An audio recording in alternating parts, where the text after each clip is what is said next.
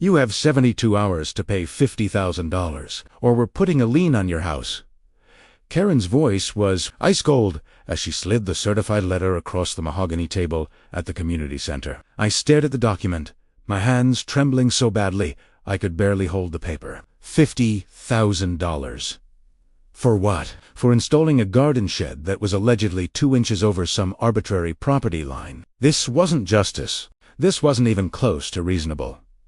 This was war, and Karen Morrison had absolutely no idea who she was dealing with. But I knew exactly how to make her regret every single cent of that outrageous fine. What she didn't know was that her precious community pool was sitting on land that legally belonged to me. Let me take you back to where this nightmare actually began, 3 months earlier, when life in Willowbrook Heights was genuinely pleasant and peaceful. My name is David Chun. I'm a 38-year-old civil engineer with 15 years of experience in municipal infrastructure projects, and I'd purchased my dream home in this upscale planned community exactly 2 years and 4 months ago. The neighborhood was everything the brochure had promised: quiet, tree-lined streets, well-maintained homes with pristine lawns, children playing safely in cul-de-sacs, and most importantly at the time, a homeowners association that actually seemed reasonable and fair. The HOA president was a woman named Barbara Thompson, and she was genuinely one of the kindest people I'd ever met in a position of authority. Barbara was in her early 50s. Wheat shoulder-length blonde hair that she always wore neatly styled, distinctive red-framed glasses that had become her signature look, and a warm, genuine smile that made you feel instantly welcome. She wore her red blazer to absolutely every single HOA meeting like it was part of an official uniform. And unlike so many HOA board members I'd heard horror stories about, Barbara actually cared deeply about the residents and their concerns. She wasn't on some power trip. She genuinely wanted to make Willowbrook Heights a better place to live. I remember one Saturday morning in early March when Barbara was walking her golden retriever, Sunny, past my house. I was outside working on my front garden, planting some new azaleas along the walkway. She stopped to chat, and Sunny immediately came over for pets, his tail wagging enthusiastically. "David, that new landscaping looks absolutely wonderful," Barbara said with genuine enthusiasm, adjusting her red glasses as she looked at my handiwork. "You've really brought some beautiful color and life to the neighborhood. Those azaleas are going to be stunning when they bloom." "Thanks, Barbara," I replied, wiping dirt from my hands. "I'm actually planning a backyard project next. Just a small storage shed for my tools and lawn equipment. Nothing fancy." "Oh, that sounds great. Just make sure you submit the plans for approval first. It's really just a formality for something like that. But we need to keep everything documented. You know how it is." I did know how it is, and I appreciated that Barbara was reasonable about the process. Over the next 2 weeks, I spent my evenings carefully planning the shed project. I measured every dimension of my backyard at least 3 times to make absolutely certain everything would be perfect. I checked and rechecked the HOA architectural guidelines, which were surprisingly straightforward. Any outbuilding under 120 square feet didn't require special permits, just board approval. The structure had to be set back at least 15 feet from all property lines, had to match or complement the house's existing color scheme, and couldn't exceed 12 feet in height. Simply an oak. I drafted detailed architectural plans showing a modest 8 by 10-foot garden, shade exactly 80 square feet, well under the limit. I chose a dark gray color to match my house's trim, selected a simple gabled roof design, and positioned it precisely 18 feet from my rear property line, giving myself a comfortable 3-foot buffer beyond the minimum requirement. I even included plans for a small window on the side for natural light and proper ventilation. When I submitted my application to the HOA board in mid-March, Barbara reviewed it personally within 48 hours. "Everything looks absolutely perfect.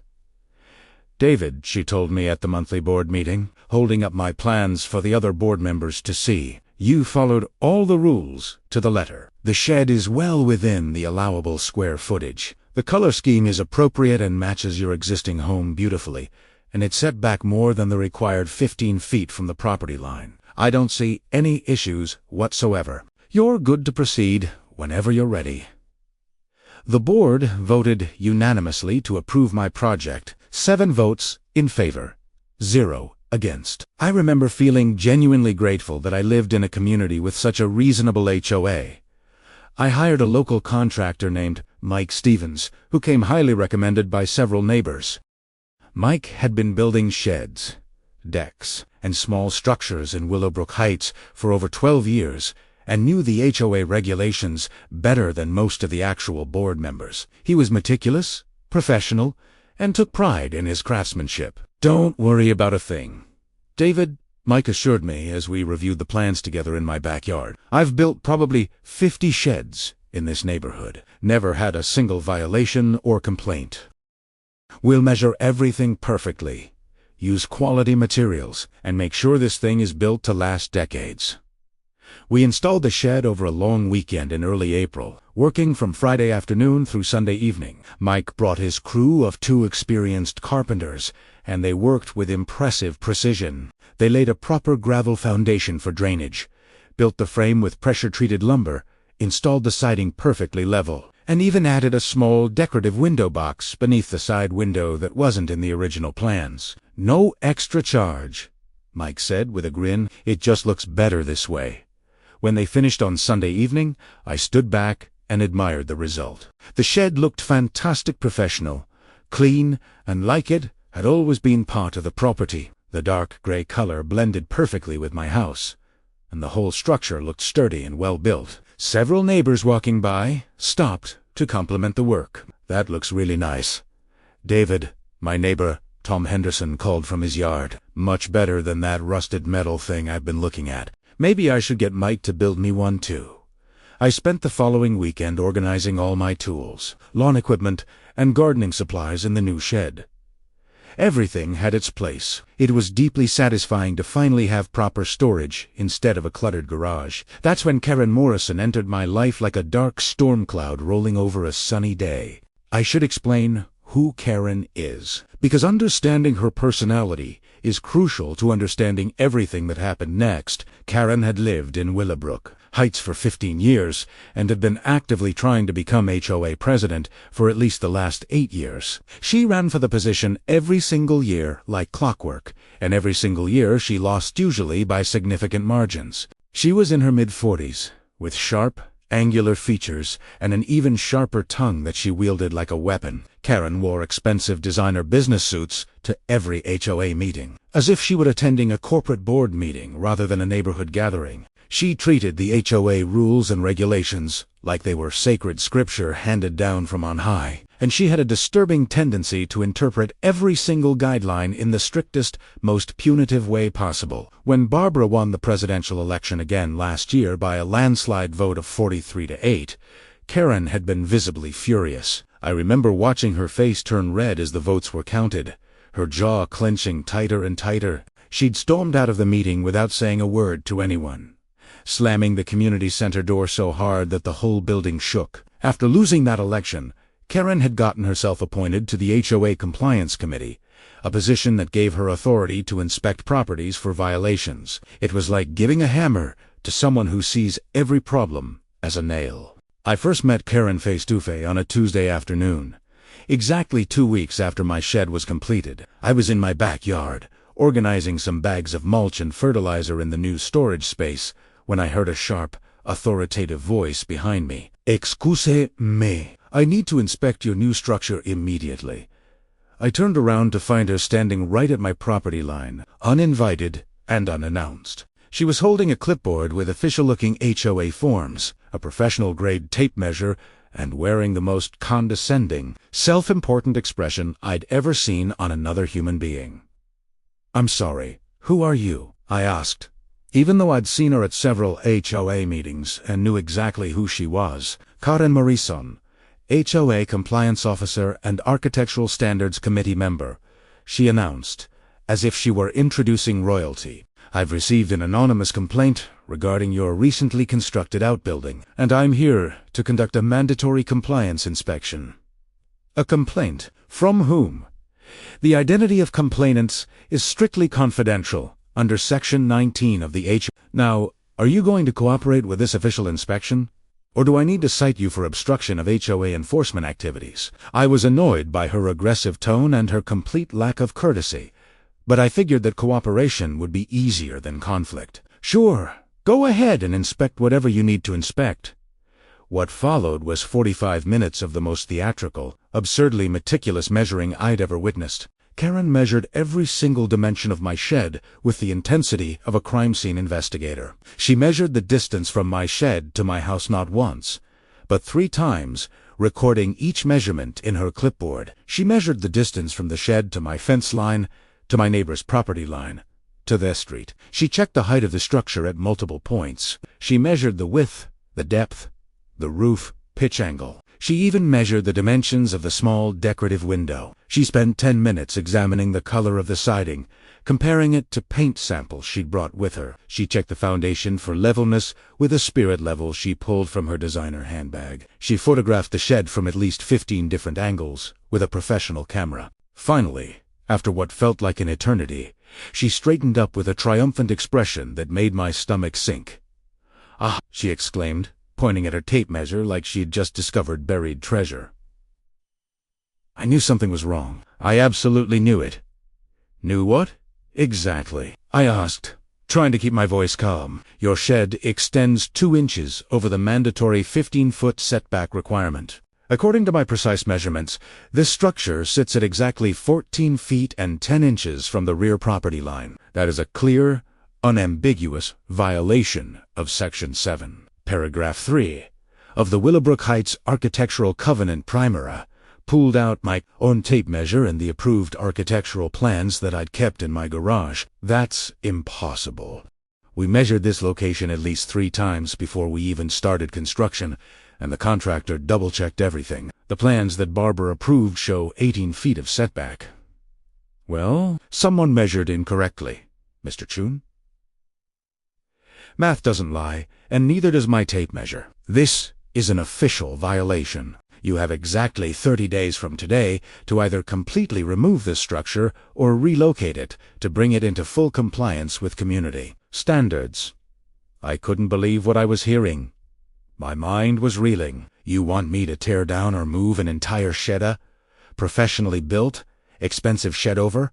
A supposed 2-inch discrepancy? Rules are rules, Mr. Chun. We cannot allow selective enforcement. If we make exceptions for you, then we have to make exceptions for everyone, and then we might as well not have any rules at all. I'll be filing an official violation complaint with the full board by end of business today. She turned on her expensive heels and marched off my property without another word, leaving me standing there in complete shock. I immediately went inside and called Barbara. "David, please don't worry about this," Barbara said in her calm, soothing voice when I explained what had just happened. "I'll review Karen's complaint very carefully when it comes through official channels. But I personally approved your plans myself. I measured the setback on the plans before signing off. If there's any minor discrepancy from the actual construction, it's absolutely minimal and well within acceptable tolerance for residential building. Karen has been particularly difficult lately, especially since the election. I think she's still upset about losing. But Karen wasn't going to let this go. Not even close. What do you think? Drop a comment below. Have you ever dealt with an HOA horror story? How would you handle Karen's impossible demands? And what do you think David discovered at the county clerk's office? Let me know. Karen Morrison demanded $50,000 for a 2-inch shed violation. Barbara, our kind HOA president, stood by me.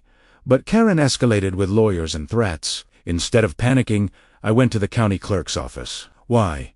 Because I'm a civil engineer, and I know how to read property records. What I found there would change everything. The county clerk's office was one of those old government buildings with fluorescent lights that hummed too loudly and linoleum floors that squeaked under every footstep. I'd been there dozens of times for work projects, so the staff knew me by name. The woman behind the counter, Margaret, was a heavy-set lady in her 60s who'd worked there for 37 years and knew the filing system better than any computer database.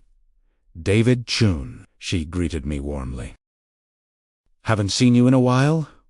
What brings you in today? Another bridge project?"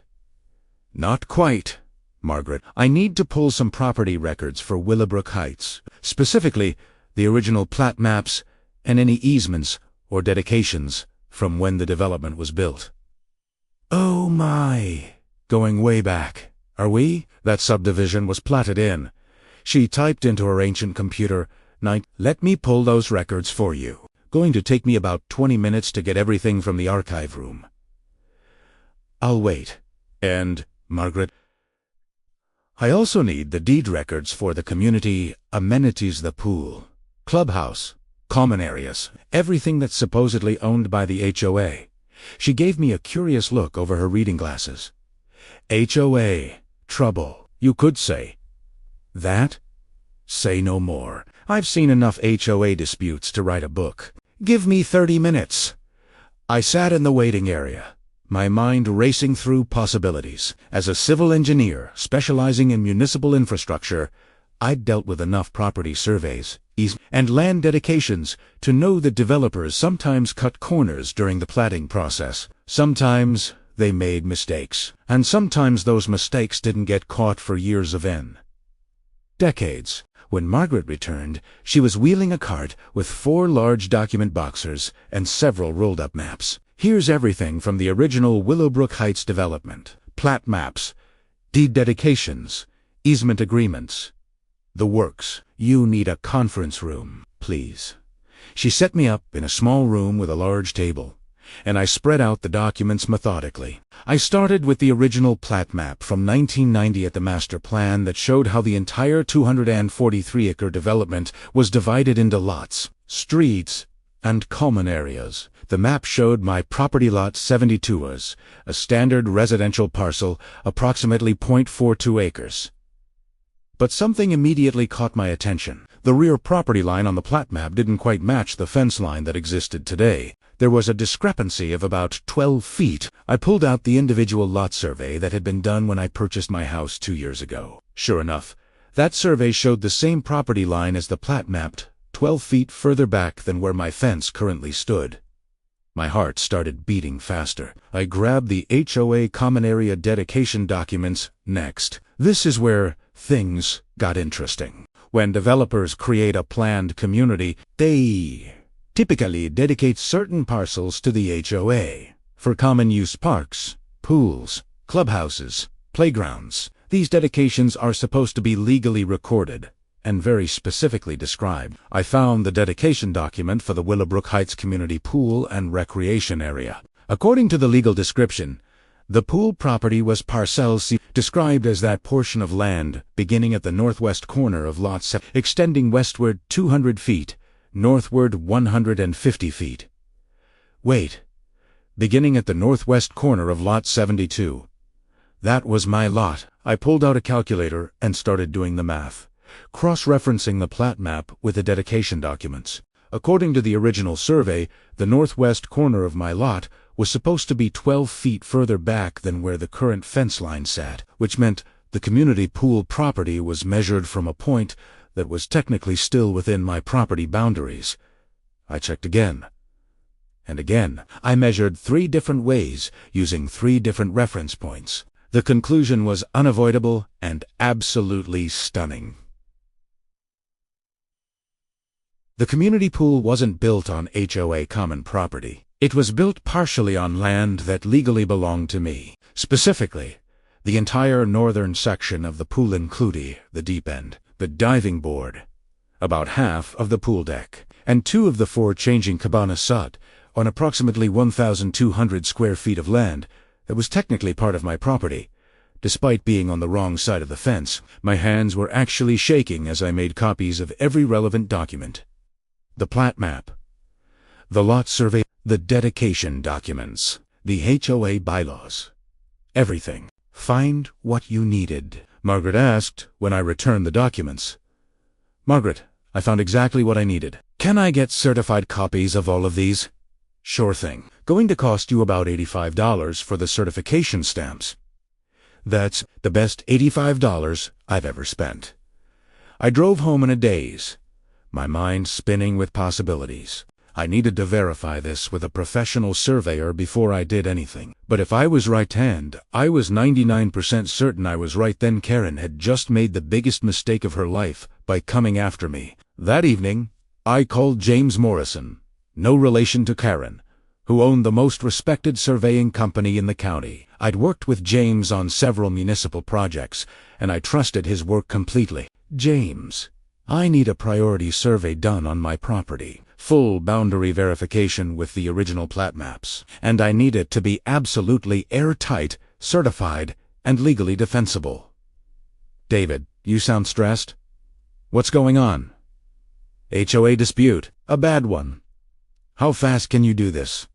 For you, I can have a crew out there tomorrow morning. Rush job will cost you about $2,500 instead of the usual $1,500. That work.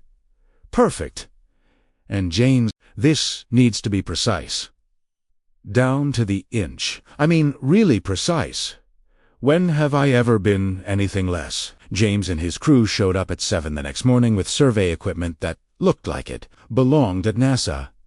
They spent 6 hours measuring, remeasuring, checking GPS coordinates, comparing historical records, and double-checking everything. Even the work, but I could barely concentrate. Every hour I checked my phone, hoping for an update. Finally, at 3:30 in the afternoon, James called. David, you're not going to believe this. Try me. Your fence line is off by 12.3 feet from your actual legal property boundary. Your real boundary extends significantly further west than where your current fence sits. And where does that put the community pool? There was a pause. The northern section of the pool, approximately 40% of the total pool structure, is on your property. Technically, the HOA has been operating a recreational facility on your land without your permission or any legal easement for the past years. Can you put all of that in a certified report? Already done. I'm emailing you the preliminary version right now, and I'll have the official certified documents ready by tomorrow morning. David, this is one of the most significant surveying errors I've seen in 20 years. How did this happen? Careless platting in the 90s would be my guess. The developer probably didn't do proper final surveys after construction, and nobody ever bothered to verify the actual boundaries versus the recorded plat. Well, someone's about to have a very bad day when they find out. Need me to testify if this goes to court? Probably. I'll let you know. I hung up and immediately opened the email. There it was in black and white, with professional diagrams, GPS coordinates, and certified measurements. The pool was on my property. I sat back in my office chair and allowed myself a small smile. Karen wanted to play hardball over 2 inches. I was about to show her what 12 feet looked like. That evening, I called Barbara. She answered on the second ring. David, I was just about to call you. Karen's attorney sent another letter. They're increasing the deadline pressure. I'm so sorry this is happening. Barbara, don't apologize. Actually, I need to tell you something. Can we meet in person? Maybe at the community center tomorrow evening. Of course. Is everything okay? Everything is about to be much better than okay. But I need to show you some documents. Can you keep this confidential for now? Absolutely. The next evening, I met Barbara at the community center with my folder of survey documents, plat maps, and James Morrison's certified report. We sat at one of the tables in the main room, and I spread everything out in front of her. Barbara, I need to show you something, and I need you to stay calm. She adjusted her red glasses and looked at me with concern. You're making me nervous. Do you know where the exact legal boundaries of the HOA common areas are? Well, I assume they're wherever the fences and property lines are. Why? Because they're not. Look at this. I walked her through everything step by step. The original plat map, the dedication documents, the boundary discrepancy. The survey results. With each document, I watched her eyes grow wider behind her red glasses. Oh my God, she whispered when I finished explaining. The pool is on your property. 40% of it? Yes. The entire northern section. The deep end, the diving board, half the deck, to changing cabanas, all on my land. The HOA has been operating it there for 26 years without any legal right to do so. Barbara sat back in her chair, her hand over her mouth. David, do you understand what this means? I understand exactly what this means. It means I own part of that pool, and more importantly, it means I can demand its removal from my property. But that would destroy the entire pool. You can't have half a pool. Exactly. David, I know you're angry about Karen's harassment, but destroying the community pool would hurt everyone in the neighborhood. Not just her. Dozens of families use that pool every summer. The kids love it. I nodded. I know, and I don't actually want to destroy it, Barbara, but I need leverage.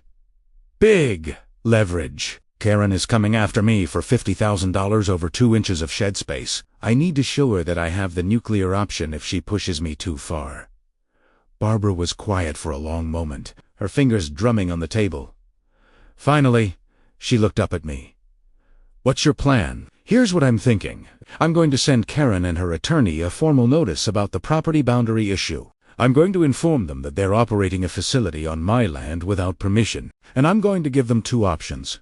Either they drop all claims against me immediately and pay my legal fees, or I exercise my property rights and demand removal of the encroaching structure, which would force them to tear down the pool, which would cost the HOA approximately $350,000 to demolish and rebuild on their actual property, plus another $50,000 in legal fees fighting me, and they'd lose that fight because my property rights are absolutely clear. Barbara leaned forward, and I saw something I'd never seen before in her kind face, a hint of satisfaction. Karen is going to lose her mind. That's the idea. When are you sending the notice? Tomorrow morning. Certified mail to Karen, her attorney, and the entire HOA board. I want everyone to know simultaneously. Barbara stood up and extended her hand. David, I've tried to handle this diplomatically with Karen for months, but she's been impossible. Maybe this is the wake-up call she needs. You have my full support. We shook hands, and I saw her smile, a genuine smile that reached her eyes behind those red glasses. The next morning, I went to my attorney's office. Robert Chun, no relation despite the same last name, specialized in property law and had handled my home purchase 2 years ago. Robert, I need you to draft the most legally airtight property notice you've ever written. Tell me everything. I explained the entire situation, the shed dispute, Karen's harassment, the $50,000 demand, and my discovery about the pool boundaries. Robert listened intently, occasionally making notes. When I finished, he sat back and whistled. David, this is remarkable. You essentially own leverage over a $3-100-and-$50,000 asset. That's significant negotiating power. I need a letter that makes that crystal clear. Polite, professional, but absolutely firm. I can do that. Give me until this afternoon. At 4 o'clock, Robert called me back to his office. The letter was perfect. 3 pages of carefully worded legal language that boiled down to this. I owned the land under their pool. They had no legal right to it, and they needed to either compensate me appropriately or remove their structure. I'm sending copies to Karen Morrison, Richard Blackstone, and all 7 HOA board members via certified mail and email, Robert explained. They'll have it by tomorrow morning. Perfect. That night, I barely slept. Tomorrow, Karen was going to get the shock of her life. Incredible, right? Comment below. What do you think Karen's reaction will be when she finds out the pool is on David's property? Would you destroy the pool or negotiate? David discovered that 40% of the community pool sits on HIS property land worth hundreds of thousands in leverage. He hired a professional surveyor, got certified proof, and sent legal notices to Karen, her attorney, and the entire HOA board. Now the letters have been delivered. Karen's about to have the worst day of her life. I woke up at 6:15 the next morning to my phone buzzing like an angry hornet. 17 missed calls, 23 text messages, 12 voicemails. All within the last 45 minutes. The certified letters had been delivered. The first voicemail was from Barbara, and even though she'd known what was coming, I could hear the shock in her voice. "David, it's Barbara. I just read your attorney's letter with the survey documents. Oh my God! Call me when you get this. Karen is going to absolutely lose her mind." She wasn't wrong. The second voicemail was from Tom Henderson, my neighbor and an HOA board member. "David, buddy, is this survey report real? The pool is on your property." Holy crap. Man, this is insane. Call me back. The third voicemail was from Richard Blackstone, Karen's attorney, and his tone was significantly different from his previous arrogant messages. "Mr. Chun, this is Richard Blackstone. I've received your legal notice regarding the property boundary dispute. I need to verify these survey documents with my own surveyor before we proceed with any response. I'll be in touch within 72 hours. The 11th voicemail was from Karen herself, and her voice was shaking with barely controlled rage. "You think you're clever, don't you? You think you can threaten this community with your fake survey documents and manufactured property claims? I will fight you on this, Mr. Chun. I will fight you with everything I have. This is harassment, and I'm reporting you to the County Bar Association." I deleted that one and got ready for work, but I couldn't focus on anything. My phone kept buzzing throughout the entire morning. More board members calling, neighbors who'd heard rumors, asking if it was true, even a reporter from the local newspaper who'd somehow gotten wind of the story. At 10:30, my attorney Robert called. "David, I've received 3 calls already this morning from Richard Blackstone. He's in full panic mode. He's demanding we meet to discuss settlement options." Settlement already? It's been less than 4 hours since the letters were delivered.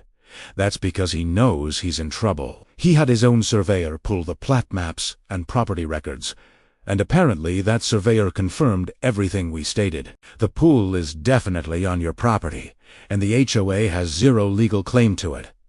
What's he offering? He wants to schedule a mediation session for early next week. He mentioned that Karen is talking about filing counterclaims, but he strongly advised against it. Between you and me, I think he's realizing that Karen has been lying to him about several aspects of this case. Good. Let him sweat. Tell him we'll consider mediation, but only if they drop all existing claims against me first and agree to pay my legal fees to date. That's about $8,500 in fees. Then that's what they pay. Non-negotiable starting point. I'll communicate that. David, you've got them cornered. Nice work. I hung up feeling satisfied but also anxious. I knew Karen well enough by now to know she wouldn't go down without a fight. Primera, ese, right. That afternoon, I came home from work to find Karen standing in my driveway with 2 people. I didn't recognize a middle-aged man in an expensive suit and a younger woman holding a professional camera. "Mr. Chun," Karen shouted as I got out of my car, "I'd like you to meet my witnesses. This is Gerald Phillips from Channel 7 News, and this is his camera operator Jennifer. I've invited them here to document your harassment and intimidation of this community." I looked at the news crew with surprise. The cameraman looked uncomfortable, like he wasn't sure he wanted to be there. "Karen, what are you doing? I'm exposing you for the fraud you are. You're trying to steal community property with fake survey documents and predatory legal tactics. The people of Willowbrook Heights deserve to know what kind of person you really are. The survey documents aren't fake, Karen. They're certified by a licensed professional surveyor and verified against county records. Your own attorney confirmed that this morning. Lies, all lies. You've somehow manipulated the records to make it look like Mom." The news reporter interrupted gently. "I'm going to need to see some evidence before we can run any story. Do you have documentation of these fraud claims?" Karen's face flushed red. "The evidence is obvious. He's trying to take our community pool." "Actually," I said calmly, "I'm not trying to take anything. I'm simply asserting my legal property rights. The pool was built on my land without my permission 26 years ago.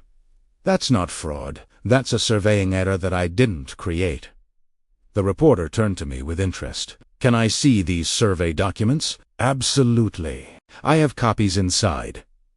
Would you like to come in? Don't you dare go in there.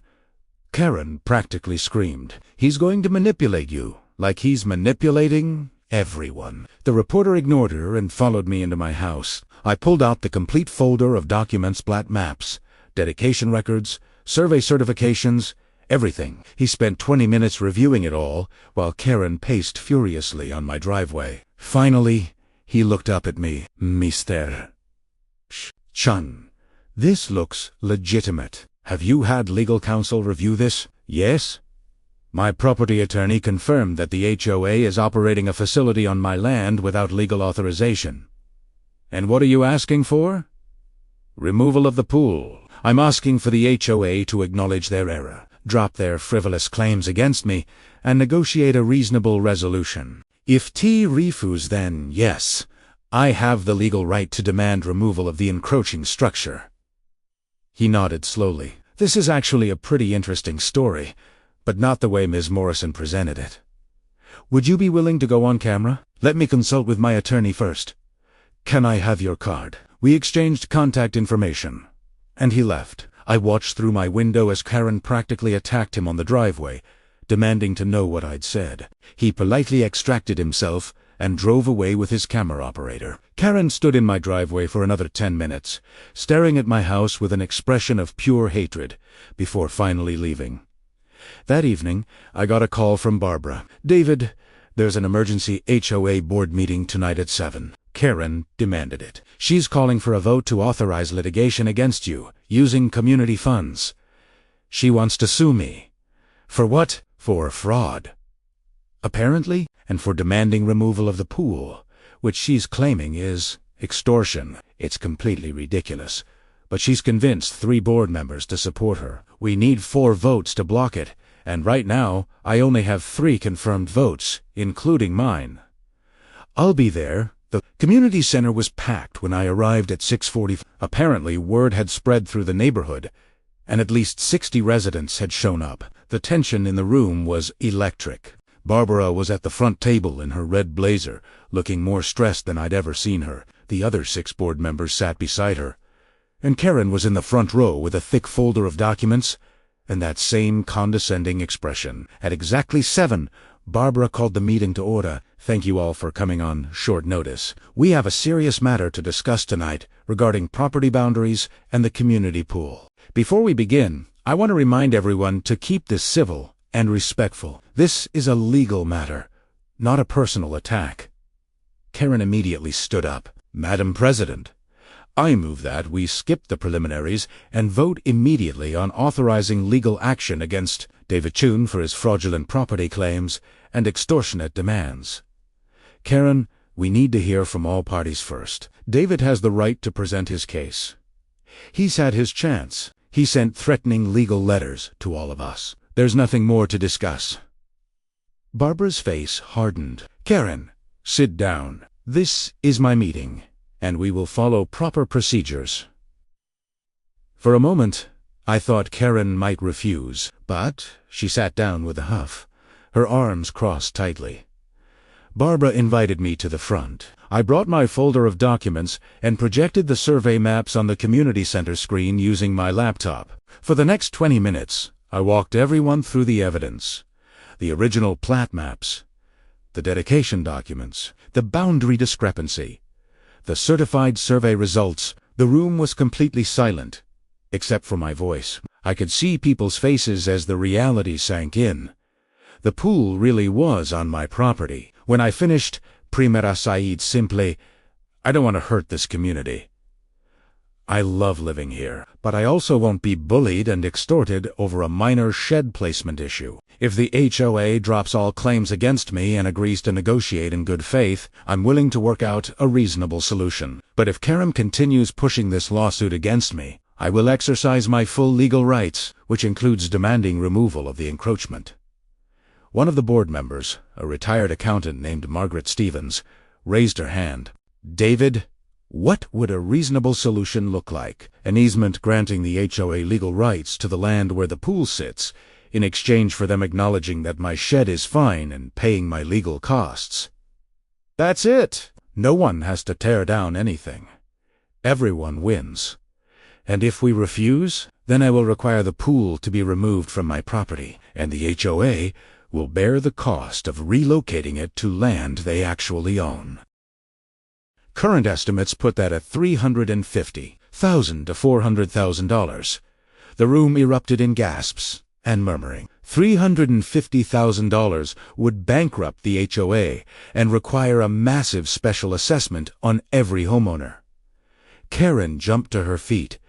This is extortion. He's holding our community hostage. No, Karen, Barbara said firmly. He's asserting his legal property rights, which you forced him to do by filing a frivolous $50,000 claim against him. You created this situation. I created this. He built an illegal shed. 2 inches, Karen, 2 inches over a setback line on a shed that I personally approved. You turned a minor variance into a legal war. And now we're all paying the price. The room fell silent. I'd never heard Barbara raise her voice before. Barbara took a breath and composed herself. I'm calling for a vote. All in favor of dropping all claims against Mr. Chun and authorizing me to negotiate an easement agreement. Raise your hand. I watched his hands went up. Barbara and Tom Henderson. Margaret Stevens.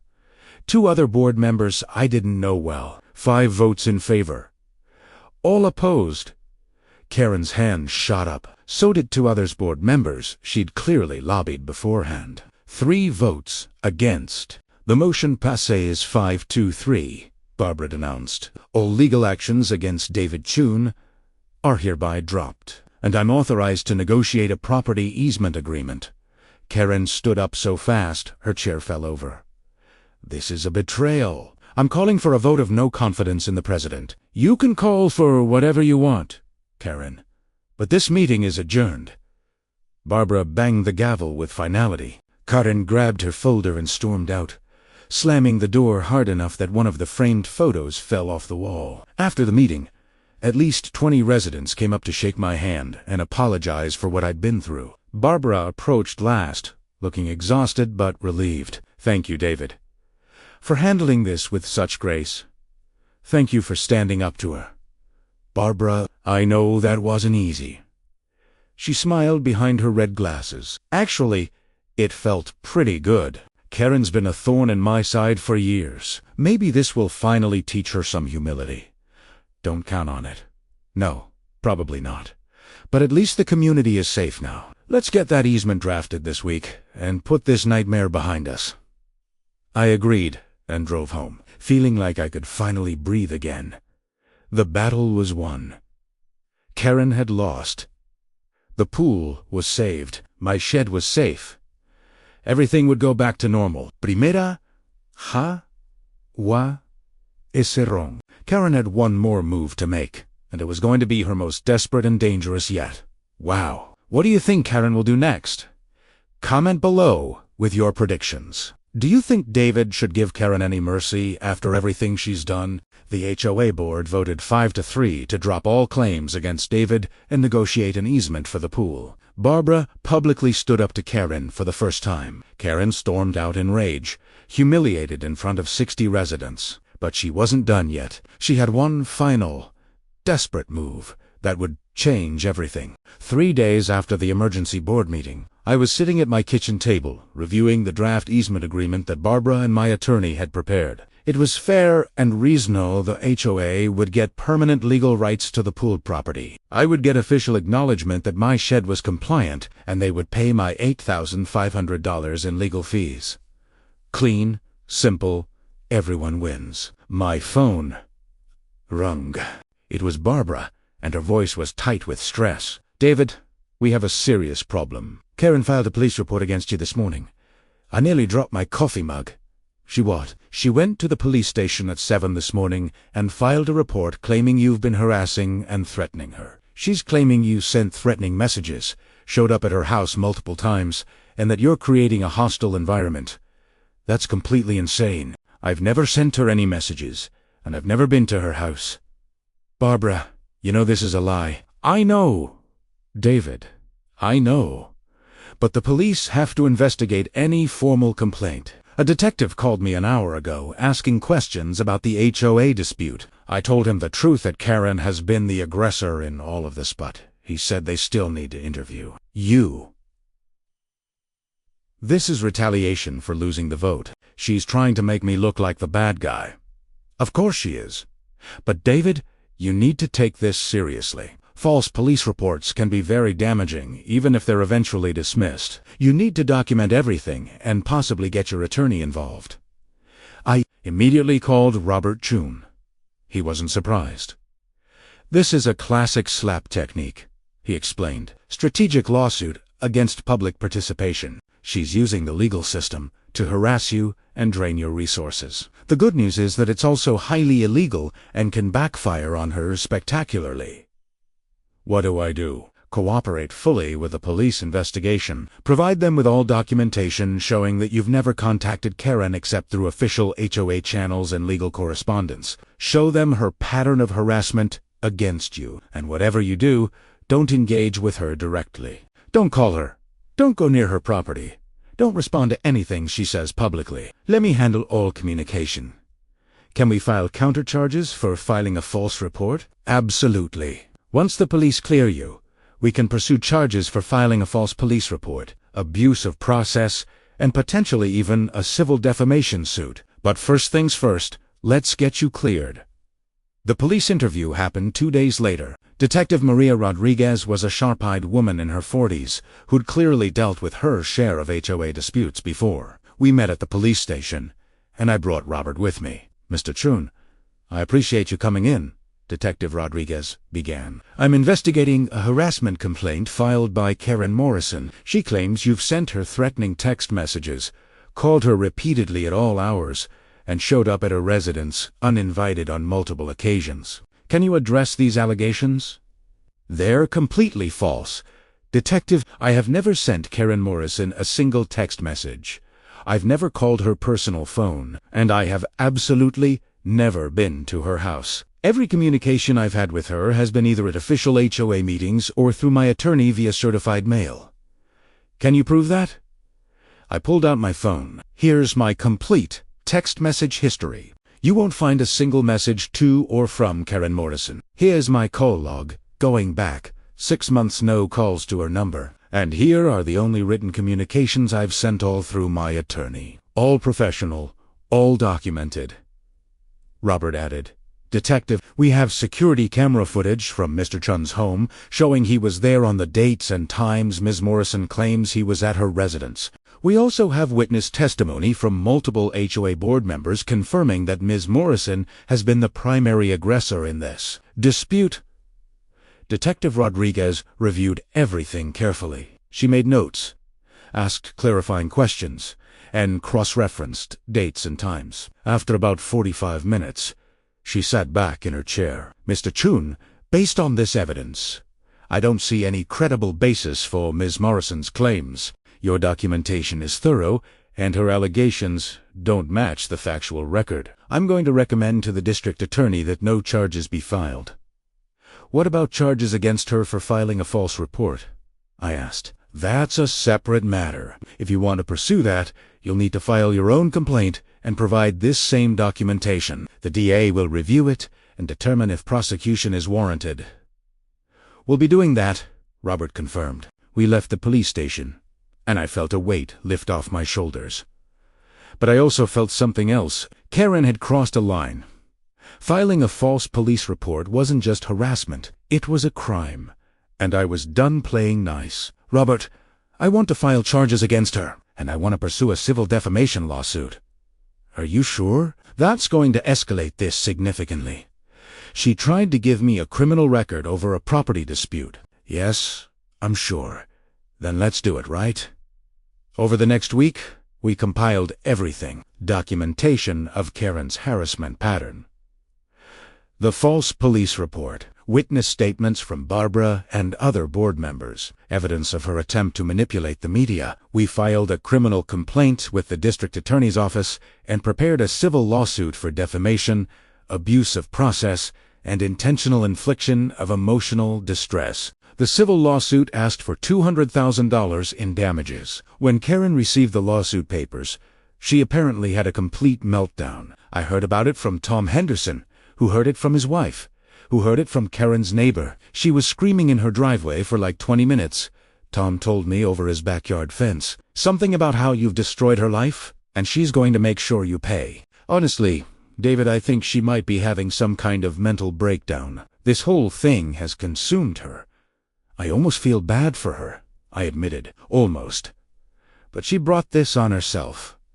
The next HOA board meeting was scheduled for the following Tuesday. Barbara had included on the agenda a vote to formally approve the easement agreement and close out the dispute. I arrived at the community center to find it packed again, even more crowded than the emergency meeting. Apparently, word had spread about my lawsuit against Karen, and everyone wanted to see what would happen. Karen was already there, sitting in the front row. But she looked different. She wasn't wearing one of her usual expensive business suits. She was in jeans and a plain sweatshirt. Her hair wasn't styled. She had dark circles under her eyes. She looked defeated. Barbara called the meeting to order at exactly 7 o'clock, wearing her signature red blazer and red glasses. Thank you all for attending tonight. We have important business to conclude regarding the property easement for the community pool. Before we voted, does anyone have any comments? Karen raised her hand slowly. Barbara looked surprised, but nodded. Yes. Karen? Karen stood up, and for the first time since I'd known her, she actually looked uncertain. Her voice was quiet when she spoke. I want to apologize. The room went completely silent. You could have heard a pin drop. I want to apologize to the board, to the community, and especially to David Chun. I let this dispute get out of control. I became obsessed with enforcing rules and proving I was right, and I lost sight of what actually matters: our community. I filed that police report because I was angry and humiliated, and it was wrong. I was wrong about everything. I sat there in shock. This was not what I expected. I've spent the last week thinking about how I got here, Karen continued, and I could see tears forming in her eyes. I've lived in this neighborhood for 15 years. I've wanted to be HOA president because I genuinely thought I could make things better. But instead, I turned into exactly the kind of person I always hated: someone who cares more about being right than being kind. Someone who uses rules as weapons instead of guidelines. She turned to face me directly. David, I'm sorry. Your shed was fine. It was always fine. I was angry at Barbara for beating me in the election again, and I took it out on you. That was petty and cruel and inexcusable. I'm dropping my support for any legal action against you. I'm withdrawing my police complaint, and I'm resigning from the HOA board, effective immediately. Barbara looked genuinely moved. Kara, you don't have to resign. Yes, I do. I need to step back and figure out who I want to be. This community deserves better than what I've become. Karen gathered her things and walked toward the exit. As she passed my seat, she stopped. I know you filed a lawsuit against me. I deserve it. I'm not going to fight it. Whatever the court decides is what I'll accept. I'm done fighting. She left, and the room sat in stunned silence for a long moment. Barbara cleared her throat. Well, that was unexpected. Let's proceed with the vote on the easement agreement. The vote was unanimous: 7 votes in favor, 0 against. The easement was approved. The pool was saved. My shed was officially recognized as compliant. The nightmare was over. After the meeting, Barbara approached me with a smile. That was quite a turn of events. I never expected her to apologize. Honestly, I feel kind of bad now about the lawsuit. Don't she needed consequences for her actions? Maybe this will be the wake-up call. She needs to become a better person. But David, you handled this entire situation with remarkable grace and intelligence. You could have destroyed the pool out of spite, but instead you found a solution that helped everyone. Thank you for that. Thanks for backing me up when it mattered. Barbara, you're a good president. She smiled behind her red glasses. I try. 1 week later, my attorney called with news. David, Karen's attorney, contacted me. She wants to settle the lawsuit. She's offering to pay your legal fees, all of them. including the fees from the original shed dispute plus an additional $10,000, and a formal written apology that you can publish if you choose to. What's the total? $21,500 total. I thought about it. Tell her I'll accept the settlement on one condition: she has to donate $10,000 to the Willowbrook Heights Community Scholarship Fund for kids. The money should help someone, not just go to me. That's generous of you. I don't want her money. I just wanted her to stop. The settlement was finalized 2 weeks later. Karen paid every penny, including the scholarship donation. She sent a formal written apology that I never published because it felt unnecessary. She'd apologized publicly, and that was enough. The easement was recorded with the county, making it official and permanent. My shed stayed exactly where it was. The community pool remained open and became even more popular that summer. 3 months later, I saw Karen at the grocery store. We made eye contact, and for a moment I thought she might avoid me. But she walked over. "David, how are you?" "I'm good, Karen. How about you?" "Better. I'm seeing a therapist, working through some things. I joined a book club. Actually, instead of focusing so much on HOA politics, it's been good for me." "That's great. I'm glad you're doing better. I heard the pool had record attendance this summer." "Yeah, the kids love it." "It's good for the community." She nodded. "It is. Thank you for not destroying it. You could have, and you would have been legally justified. But you didn't." 2. That says a lot about your character. We all make mistakes. Karen, what matters is what we do after. She smiled, a real, genuine smile that I'd never seen from her before. "That's very kind. Well, I should let you finish your shopping. Take care, David." "You too, Karen." I watched her walk away, and I realized something. This whole nightmare had started because of a 2-inch measurement discrepancy on a shed. Such a small thing. But it had spiraled into lawsuits, police reports, threats, and public confrontations. In the end, though, justice prevailed, not because I destroyed anything or got revenge, but because I stood my ground, used the legal system correctly, and refused to let a bully win. The pool still sits partially on my property. The easement ensures it always will. My shed is still 2 inches over the original setback line, and nobody cares anymore. Karen learned that sometimes losing a battle can help you win the war against your own worst instincts. As for me, I learned that being right isn't always as important as being kind, but standing up for yourself when someone tries to destroy you isn't just right. It's necessary. What an ending. Drop a commended Karen deserve forgiveness. Would you have settled or pushed for the full lawsuit? This story shows that sometimes the best revenge is living well and fighting smart. If you enjoyed this series, subscribe for more incredible HOA drama stories. What should I cover next?